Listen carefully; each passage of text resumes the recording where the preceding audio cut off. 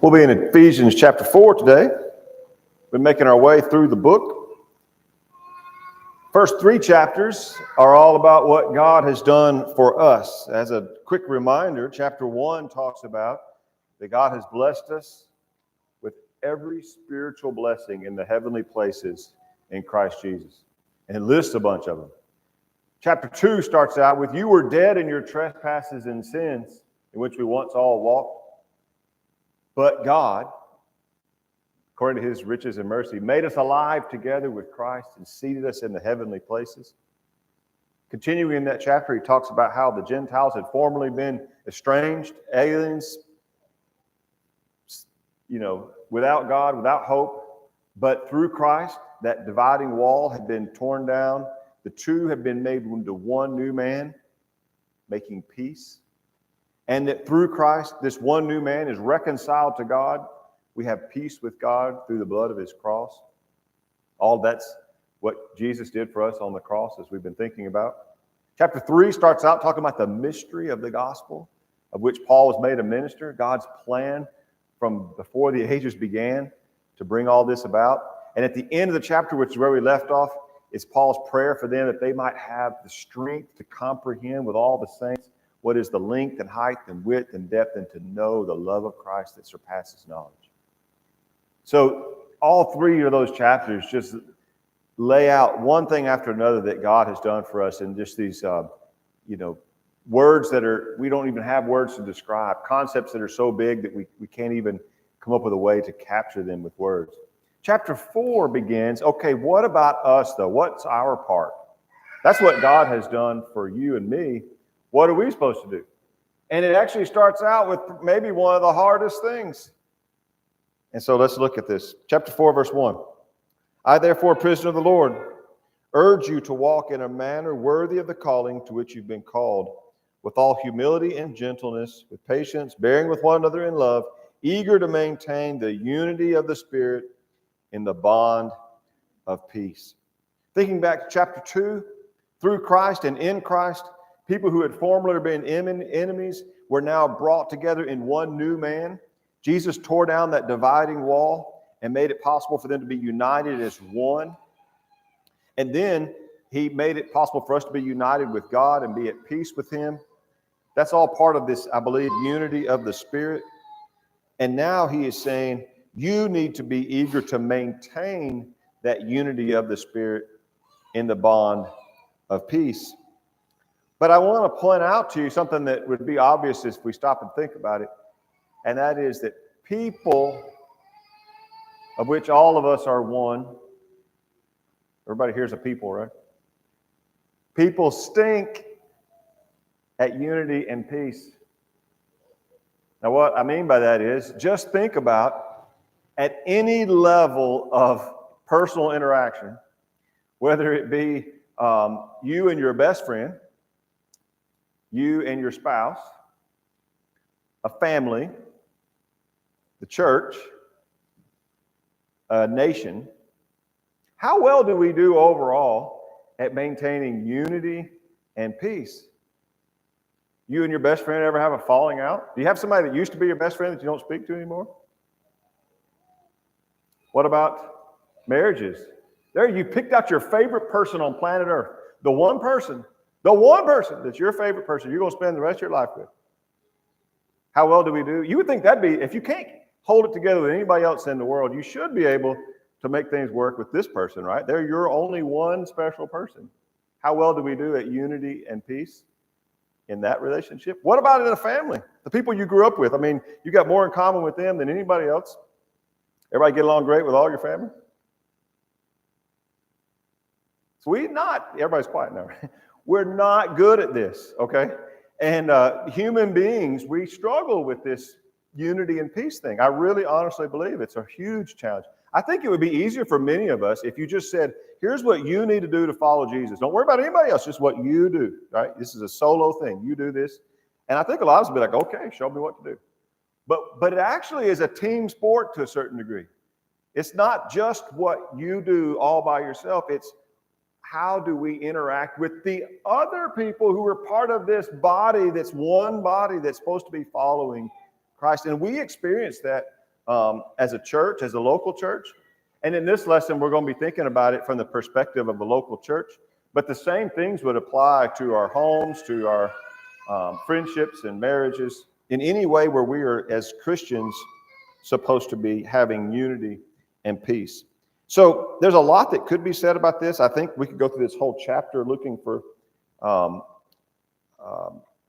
lessons about it. But we're just going to stay for today in these opening verses. I meant to go ahead and read verses 4 through 6, which remind us there's one body, one Spirit, just as you were called to the one hope that belongs to your call, one Lord, one faith, one baptism, one God and Father of all, who is over all and through all and in all. 7 ones. Right after reminding us that we need to be striving for unity and peace, he reminds us that there are 7, one of each of these. So if there's only one body, one Christ, one Lord, one faith, one baptism, how can we all be divided up into a bunch of competing, arguing, fighting groups? Should not be that way. There's only one. So we need to be striving for unity. But again, you could also look at it from the religious world and just see how good a job do we do at that. We're not too good at it. So what can we learn from this passage about trying to maintain this unity and peace? We're going to just look at the opening phrases here and consider them as keys to unity and peace. I just summarized it, keys to peace, but understand, I mean like unity and peace. And so we're going to look at the first verses 1 and 2 and really just take each of these phrases and consider them, how they are keys to that. So the first one, he says, I urge you to walk in a manner worthy of the calling to which you have been called. And the way I want to explore this is by considering what if this is not the case? Like how would the opposite of this break down unity and peace? So worthy walk is sort of it's a catch-all kind of idea. It's basically just saying live like a Christian, live like Jesus, do the right things. So what would the opposite of that be? It would be to be doing the wrong things, right?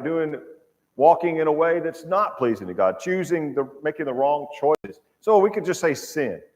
So how would sin cause a breakdown of unity and peace? Well, we could go back to Genesis 6, where this is the clearest illustration of this. When the whole world was completely consumed with wicked ideas, what was the result of that? Verse 11 says the earth was corrupt in God's sight, and the earth was filled with violence. It's interesting to consider that when people turn away from doing things God's way and they go after their own way, it produces conflict between people. And I think the reason for that is that sin at its core is just simply selfishness. That's what sin is. Sin is me doing what I want to do and not giving thought to anybody else. If I'm going to be selfish and not care about God and not care about you, because remember what the Lord is after?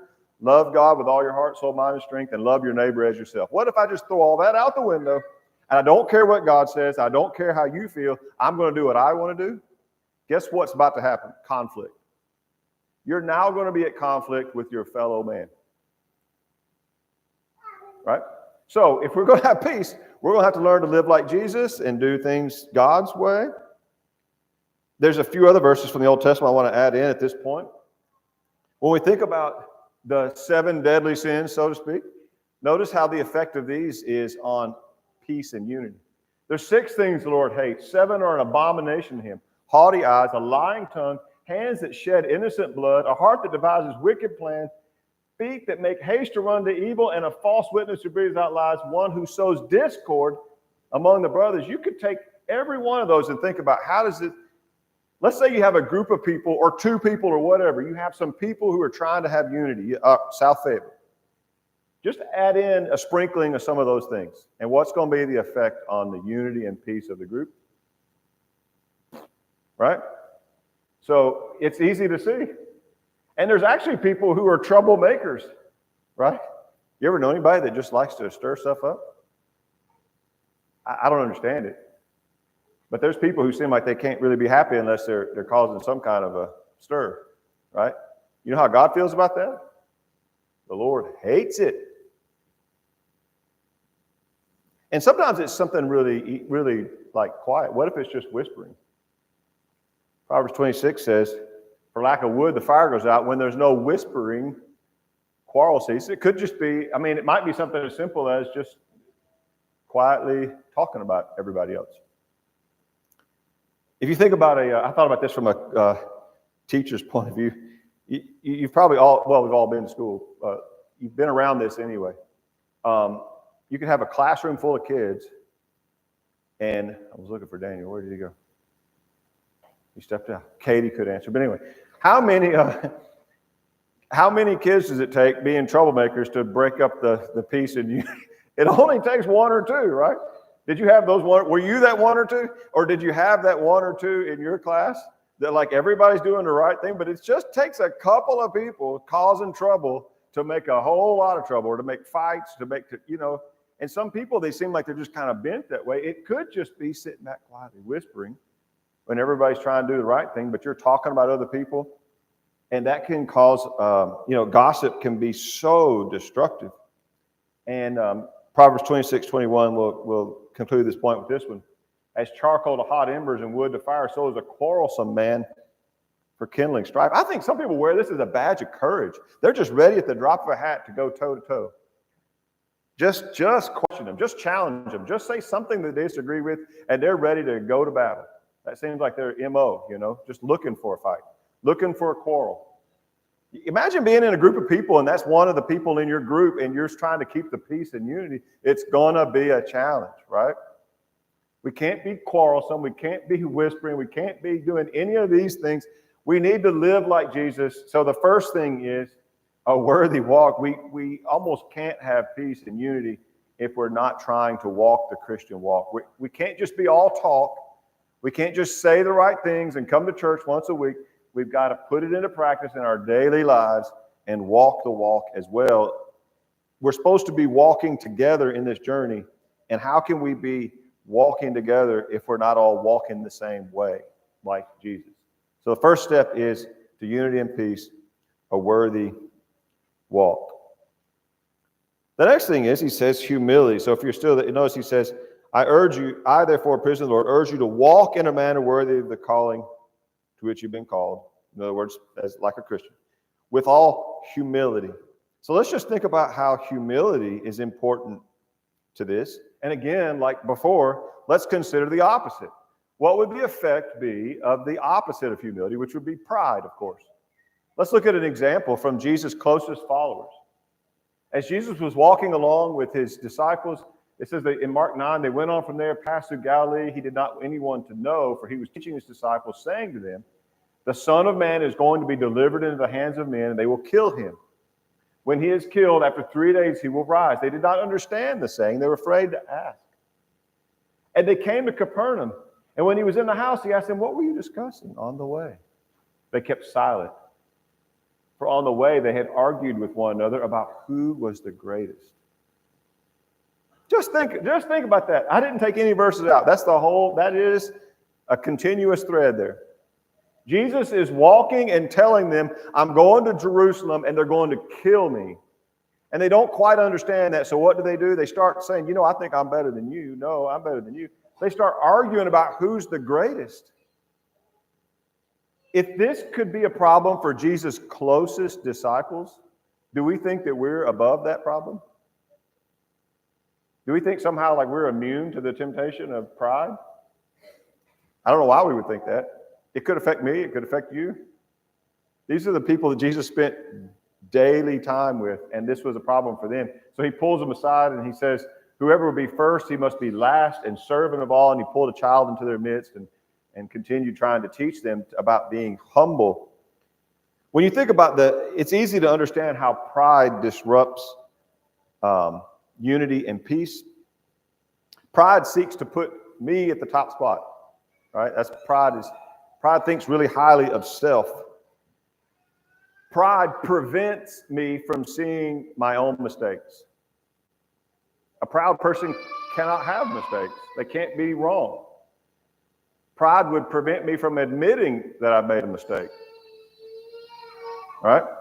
So a proud person, if you try to point out something wrong, they're just going to get angry because you've hurt their pride. A proud person can almost cannot apologize and take responsibility because they can't be the one in the wrong. If a proud person is injured or gets their feelings hurt, they're just going to sulk and pout forever and never get over it and not let it go and not forgive because they put themselves on such a high pedestal. How dare you do that to me? You are going to have a tough time having unity and peace with a proud person. So a second key to unity and peace is humility. Humble yourselves. We're told to humble ourselves. That means it's possible.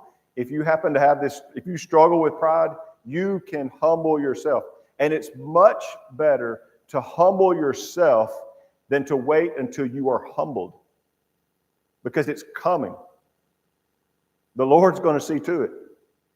And so if you happen to struggle with this, choose to humble yourself instead of remaining proud until the Lord brings you down. Because that's what happens when we are puffed up. One way or the other, we will be humbled. And we're going to make it difficult for other people to get along with us. The next thing he says is, with all gentleness. Back in our original passage here, he says, verse 2, with all humility and gentleness. So again, to just think about the importance of this for keeping unity and peace, let's consider the opposite. What would the opposite of gentleness be? Maybe like Nabal. Remember Nabal? His name meant worthless. There was a man named Nabal. The name of his wife was Abigail. The woman was discerning, beautiful, but the man was harsh, badly behaved. He was a Calebite. Harsh. Imagine trying to get along and keep unity and peace when somebody is harsh with other people. When you think about gentle and harsh, it is describing an interaction. So if you say to somebody they're holding a baby, you're like, be gentle, right? Be gentle. Or little kids, when a little kid goes running up and you're like, be gentle, gentle. It's because they're about to interact. If we never had to interact with each other, we wouldn't have to worry about gentle or harsh or any of that. If you just go out and do your own thing somewhere, you don't have to think about being gentle. But when we need to interact with each other, how do we interact? Are we harsh with each other? Are we gentle with each other? Proverbs 15:1 says, a soft answer turns away wrath, but a harsh word stirs up anger. Again, just imagine a group of people, a family, a church, whatever.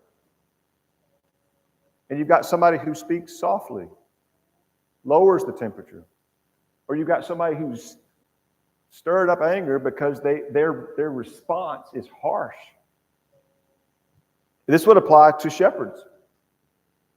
In condemning the shepherds of Israel in Ezekiel, this is just one bit of a longer passage where he's calling them out for their failure. He says, the weak you have not strengthened, the sick you have not healed, the injured you've not bound up, the strayed you've not brought back, the lost you've not sought, with force and harshness you have ruled them. What a horrible thing. Imagine if this was the elders and their attitude and their way of dealing with people. What if they were harsh and forceful? On the other hand, God describes himself as a shepherd. And notice the way he describes himself. Behold, the Lord God comes with might. His right arm rules for him. Behold, his reward is with him, his recompense before him. He will tend his flock like a shepherd. He will gather the lambs in his arms. He will carry them in his bosom and gently lead those that are with young. That's a picture of a loving shepherd. We sing Jesus the loving shepherd, right? He gathers them in his arms. He carries them.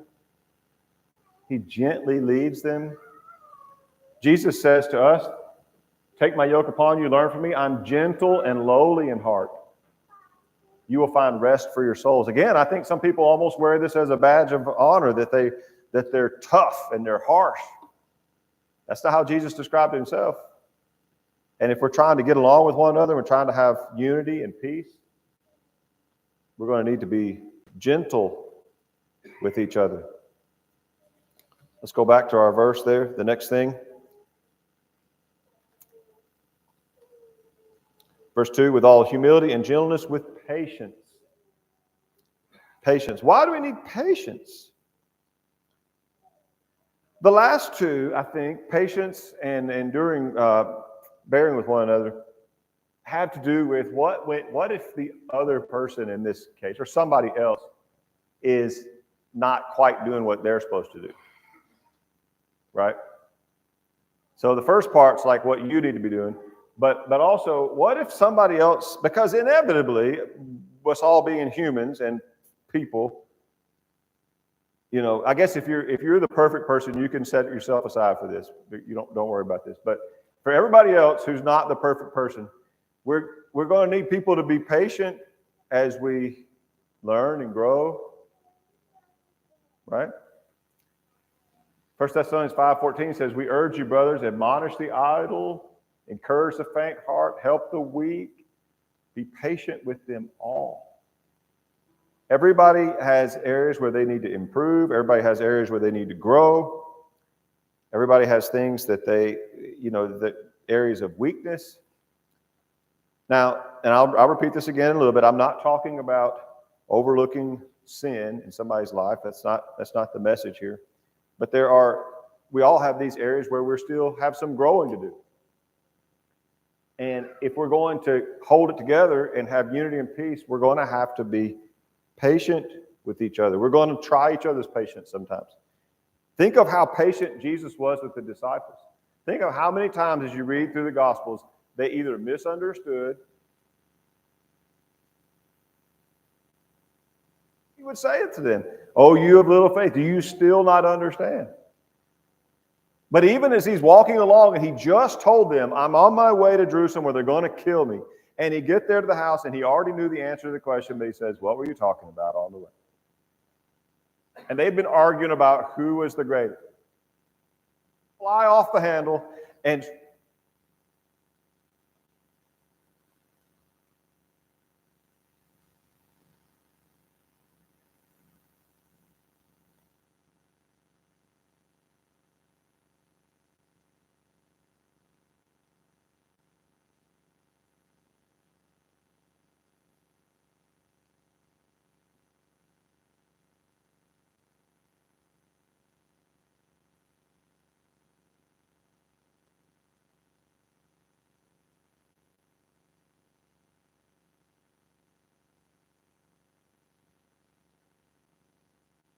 last one is bearing with one another, and actually in love. I'm going to save the love part for the final point.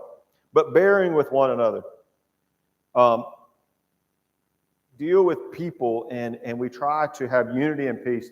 There's going to be a lot of times we have to bear with one another. Sarah and I were watching a show on, it was one of the sports documentary shows about tennis players. And one of the players happened to be handed a book to read. And I never did understand why, but the title of the book caught my attention. This is the book. And so I was like, I wonder what that book's about. So I Googled it. And it's about getting along with people and personality types. So I ordered it. And I've got some times I have to be on the road. And so I listened to the audio book. And then sometimes when Sarah and I are driving, we've turned it on, just listen to it. The premise is, the author of it was like one of those leadership coach people that goes around and has seminars and does training for businesses. And he met a CEO, and the CEO said this, basically. He said, how's it going? He said, he's surrounded by idiots. Like everybody he works with is an idiot. And so the guy kind of took that and ran with it.